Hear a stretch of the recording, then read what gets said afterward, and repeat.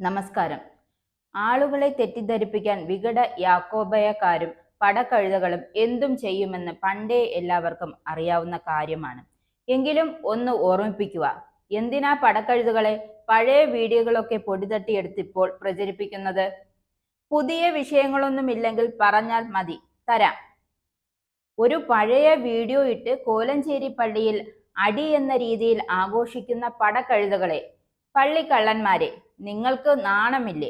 അല്പമെങ്കിലും ഉളുപ്പുണ്ടായിരുന്നുവെങ്കിൽ ഇങ്ങനെയൊന്നും ചെയ്യില്ല. കോലഞ്ചേരി പള്ളിക്ക് അനുവദിച്ച കോളേജും സഭയ്ക്ക് അനുവദിച്ച കോലഞ്ചേരി മെഡിക്കൽ കോളേജും കോലഞ്ചേരി പള്ളിയിൽ 1972 മുതൽ നടന്ന സഭാ വഴക്കിന്റെ പേരിൽ സ്വന്തം തറവാട്ട് സ്വത്ത് എന്ന രീതിയിൽ ചിലർ കൈവശം വെച്ച് അനുഭവിച്ചു പോന്നിരുന്ന കോലഞ്ചേരിയിലെ പ്രമാണിമാരിൽ നിന്നും പള്ളി ഭരണസമിതി ഇപ്പോൾ തിരിച്ചു പള്ളിയിലേക്കും സഭയിലേക്കും കൊണ്ടുവരുവാൻ വേണ്ടി ശ്രമിക്കുന്നത് തടയുവാൻ വേണ്ടി അത് കൈവശപ്പെടുത്തി വെച്ചവർ പള്ളിയിൽ വന്നു ഭരണസമിതി അംഗങ്ങളുമായി വഴക്കുണ്ടാക്കുന്നതാണ് ആളുകളെ തെറ്റിദ്ധരിപ്പിക്കാൻ പടക്കഴുതകൾ പ്രചരിപ്പിച്ചിരിക്കുന്നത്.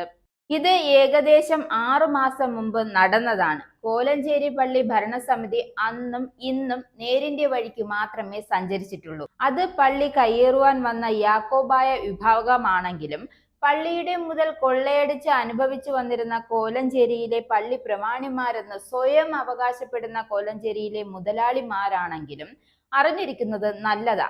2017 ജൂലൈ 3 വിധി മൂലം സഭയ്ക്ക് പള്ളികൾ മാത്രമല്ല സ്ഥാപനങ്ങളും മറ്റു കയ്യേറ്റക്കാരായ പള്ളിക്കള്ളന്മാരിൽ നിന്ന് സ്വാതന്ത്ര്യം ലഭിച്ചിട്ടുണ്ട്.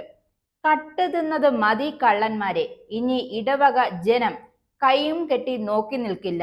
സഭയിലെ കക്ഷി വഴക്ക് ഒരു കാലത്തും തീരരുതെന്ന ആഗ്രഹവുമായി സഭയിലെ വിഘടിത ഗ്രൂപ്പുകാരെ കൂട്ടുപിടിച്ച് തങ്ങളുടെ അധികാര കസേരകളുടെ കാലുകൾ ഉറപ്പിച്ചു നിർത്തുന്നതിൽ അതിബുദ്ധി കാണിച്ച കുറുക്കന്മാരായിരുന്നു ഇവർ.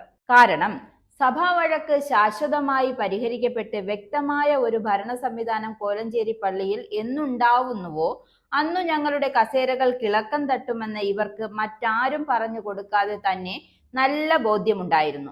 അതുണ്ടാകാതിരിക്കാൻ അവരെ കൊണ്ടാവുന്ന രീതിയിൽ 2017 ജൂലൈ 3 വരെ എല്ലാ വൃത്തികെട്ട കളികൾക്കും വിഘടിതന്മാരുടെ കൂട്ടുപിടിച്ച് അവർ കളിച്ചു. വിഘടന്മാർക്ക് അസ്വസ്ഥതയുണ്ടാക്കുന്ന പള്ളിയുടെ പ്രവർത്തനങ്ങൾക്കെതിരെ അവരെ കൊണ്ടുണ്ടാവുന്ന രീതിയിൽ തടയിടാൻ ശ്രമിച്ചു.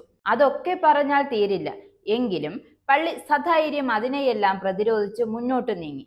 ആദ്യ പടിയായി ഇവർ ഏകപക്ഷീയമായി കൈവശം വെച്ചിരുന്ന പള്ളിയുടെ Saint Peter's higher secondary school ഭരണഘടന അനുസൃതമായി നിയന്ത്രണത്തിലാക്കി. തുടർന്ന് ഇവർ കൈവശം വെച്ചിരുന്ന പള്ളിയുടെ സമീപത്തുള്ള ചില കെട്ടിടങ്ങളുടെയും വസ്തുക്കളുടെയും നിയന്ത്രണങ്ങൾ പള്ളി ഏറ്റെടുത്തു. വിഘടന്മാർക്ക് സഹിക്കുമോ? കർത്താവിനെ കണ്ട ചെകുത്താനെ പോലെ അസ്വസ്ഥത പ്രകടിപ്പിക്കുന്നത് സ്വാഭാവികമാണല്ലോ. എന്നാൽ പള്ളി ഭരണം അങ്ങ് പിടിച്ചടക്കിയാൽ പിന്നെ ചോദ്യം ചെയ്യാൻ ആരുമുണ്ടാകില്ലല്ലോ. പിന്നെ ശ്രമം അതിനായി. കഴിഞ്ഞ മാർച്ചിൽ നടന്ന പൊതുയോഗത്തിൽ പള്ളി ഭരണം പിടിക്കാൻ നടത്തിയ ശ്രമവും വിഫലമായി എന്ന് മാത്രമല്ല, ദയനീയമായി പരാജയപ്പെടുകയും ചെയ്തു. ഇവർക്ക് ഒരുപാട് അവസരങ്ങൾ ഇതിനോടകം പള്ളി നൽകിയതാണ്. വർഷങ്ങളായി ഇവർക്ക് ബോധ്യമാകുന്ന രീതിയിൽ കാര്യങ്ങൾ അവതരിപ്പിച്ച് പള്ളി ഇവരുടെ പുറകെ നടന്നതാണ്. പള്ളിക്ക് വേറൊന്നും വേണ്ട, ഇത് പള്ളിയുടേതാണെങ്കിലും നിങ്ങൾ പള്ളിക്ക് വിധേയപ്പെട്ട് ഇതിന്റെ ഭരണകാര്യങ്ങൾ മുന്നോട്ട് കൊണ്ടുപോവുക, പള്ളിക്ക് അർഹമായ അംഗീകാരം നൽകുക. അങ്ങനെയൊന്നും കേട്ട ഭാവം പോലും നടിക്കാതെ ഇപ്പോൾ ചോദിക്കുന്നത് ഏതു പള്ളി, ആരുടെ പള്ളി എന്നാണ്. ഇവിടെ കാര്യങ്ങൾ ഞങ്ങൾ തീരുമാനിക്കുമെന്നായിരുന്നു ഡയലോഗ്. കോളേജ് ഗവേണിംഗ് കൗൺസിൽ പള്ളിയിൽ നിന്നുള്ള അംഗങ്ങൾക്ക് പ്രവേശനം പോലും നിഷിദ്ധമായിരുന്നു. വസ്തുതകളും സത്യങ്ങളും തങ്ങൾക്ക് നേരെ കൈചൂണ്ടി തുടങ്ങിയപ്പോൾ ദേവാലയത്തിൽ നേരിട്ട് വന്ന അസ്വസ്ഥതകൾക്ക് ശ്രമിച്ചു. ഇപ്പോൾ പ്രചരിക്കുന്ന വീഡിയോ തന്നെ ഉദാഹരണമാണ്. ഇനിയും ചുരുക്കം ചിലരുടെ സ്വാർത്ഥ താല്പര്യത്തിനും കൊള്ളയ്ക്കും കൂട്ടുനിൽക്കാൻ സാധിക്കില്ലെന്ന് മാത്രമല്ല, വികാരിയും പള്ളിയിലെ ഭരണസമിതിയും എടുക്കുന്ന തീരുമാനങ്ങൾക്ക് പിന്നിൽ അടിയുറച്ചു നിന്ന് സഭയുടെയും പള്ളിയുടെയും അന്യാധീനങ്ങൾപ്പെട്ട മുതലുകൾ തിരികെയാക്കാൻ തന്നെയാണ് ഭരണസമിതിയുടെ തീരുമാനം.